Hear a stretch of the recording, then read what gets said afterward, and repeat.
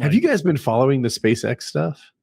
It might be the IPO tomorrow. Elon might be Musk the end of the world. Might be the world's first trillionaire. Oh wow! SpaceX is going public, and the valuation for that company, like based on the initial IPO set price of the stock, is 1.75 trillion. Woo!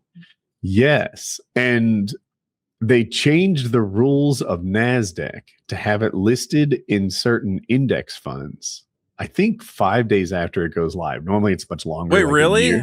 Mm-hmm. I thought it was the opposite. I thought they pushed it further back. So it's going to join the S&P after 5 days. Not that index fund. It's going to join. Okay. I know them by ticker symbol, like QQQ and some other one that's similar to it. These are tech, like focused index QQQ funds. is the NASDAQ. Do I have this wrong? Invesco? NASDAQ 100. It is 500. NASDAQ, but the Invesco QQQ Trust. Oh, that's the NASDAQ 500. That tracks NASDAQ, I think. And there's another one that tracks, that's the NASDAQ 100, I guess, QQQ. And then there's another one, I've forgotten the ticker symbol for it, that's a tech-focused NASDAQ index. And these things are going to be like kind of forced to buy it a week later, 5 days later, or something like that. And that'll be a ton of investment that goes into it because they buy, like, for example, the 100 biggest company. This thing's 1.75 trillion. It's not profitable. When people hear SpaceX, they think the company that launches rockets, and that's kind of true. But what it is, you got a company that launches rockets, then you also have what's their internet service called? It's escaping me right now. Starlink. Netscape. And Starlink makes about enough money to offset how much money SpaceX the rockets lose, and then you have this huge AI just drain on the company. The robots too. They have a factory. I think the robots are Tesla. Actually, it's the promise of the promise of robots is what keeps Tesla stock inflated. The promise of AI is what keeps SpaceX inflated. Where he's going to have these data centers in space. Supposedly making AI. So with minus SpaceX, he's worth 300 to 350 million, and his percentage of SpaceX, if that evaluation holds true, is $744 billion. So it'll put him at well over trillionaire if that comes to fruition. He owns 40%, and we find out tomorrow, as well as an 80% voting share. 85% of the voting power. I saw an article that like people are going to their banks to take out loans to buy SpaceX stock, and I'm really worried about like. I'm seeing a lot of like people going, listen, you understand there's like really rich guys who've been holding this SpaceX for a long ass time, and they're just waiting for the first chance to be like, oh, I can dump it for $300 a share, sell it all. So like, who is left holding the bag?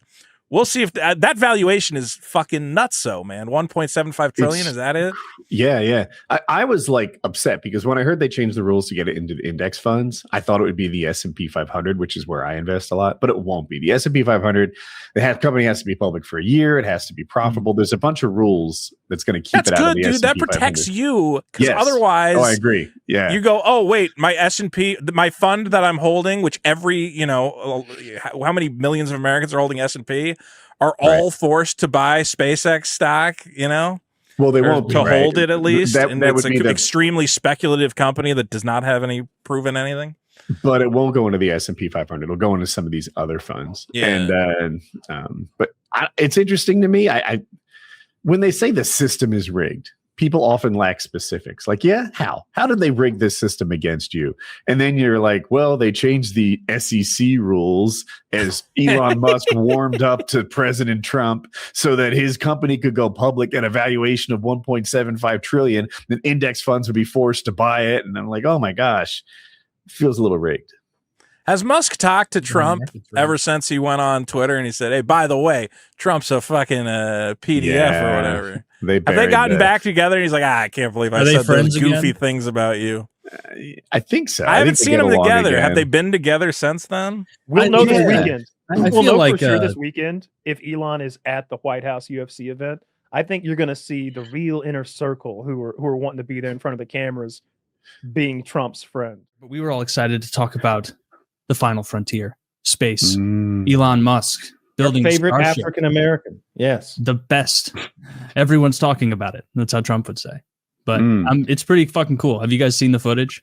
I think I heard about it. Did they land a booster? Is that the deal? Yeah, it's enormous. Like, it showed how big it was compared to the previous ones that they kind of had success with. Like, you remember, like, I think it was 2019 was the first booster that SpaceX like sent up, and they're like, hopefully it can land itself. And like, it was this little like module looking thing, and it like was, you know, it succeeded, but it wasn't like blowing anyone's mind. This thing's like 20, 30 times bigger. It's like a building. It's huge. It's really big. I think the idea is because, 250 tons. Because once again, they're able to like reuse the thing over and over and save costs. I think the idea is eventually to have like fuel stored in orbit and take one of those things up and then add a new fuel tank to it and then have it be able to accelerate all the way to Mars and then have some sort of plant there making methane fuels for the ride back. Yeah. So they caught the booster, which I guess what it used to happen is the booster would drop into the water, it'd sink to the bottom of the ocean. There'd be this like booster rescue effort. Then they'd have to really check it carefully to make sure it's ready to go the next time. Now that they can land it, there's a tremendous amount of money savings to be had. I wonder why they had to land the booster in like whatever, a big set of chopsticks. This is the bigger booster.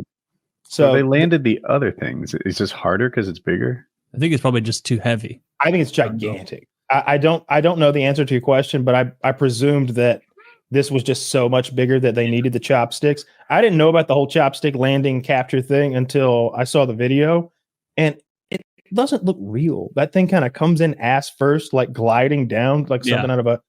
It's very sci-fi, and oftentimes the footage it looks surreal to see something that big move so unnaturally and then land. It's super cool.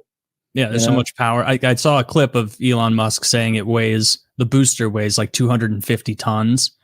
And he was saying like, oh, but we think we can get it to below 200 tons. And it's like, it's still pretty fucking enormous.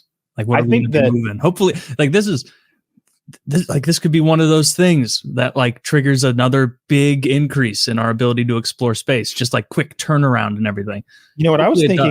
I think it secures our safety from asteroids. I think that if we've got enough lead time, there's a bunch. They're watching most of the sky now. It's not like in the 90s. They used to always say, "This is a postage stamp of sky that we scan every year. The rest is open." And it's like, oh my god, that's so scary. But now it's like they scan the whole fucking sky looking for stuff. Yeah. As long as they had like a few years lead time, you would think Elon could fly up a bunch of heavy stuff, like a bunch of depleted uranium weight plates, and then stack them all together and then stick them on the head of one of those rockets and just hit the asteroid and push it away. NASA has this thing called DART that they already tested, and they redirected an asteroid with it. Basically, they just crashed the fucking thing into a moving asteroid, which is harder than you might think because the asteroid's moving at some ungodly speed. And then your probe that they hit it with also, it's like hitting a bullet with a bullet and doing the math weeks in advance. So they hit the thing and they thought they were going to move it some minuscule amount, but they moved it like 60 times more. It was 60 times more effective than they thought it was going to be, something to that magnitude. So they have a lot of confidence that crashing things into asteroids will move them significantly enough to, with enough lead time to save us from getting dinosaured. I would hope so. Is that still the prevailing theory on dinosaurs, meteor? They think that it was a double whammy of volcanism initially, and then the asteroid was the last thing I watched.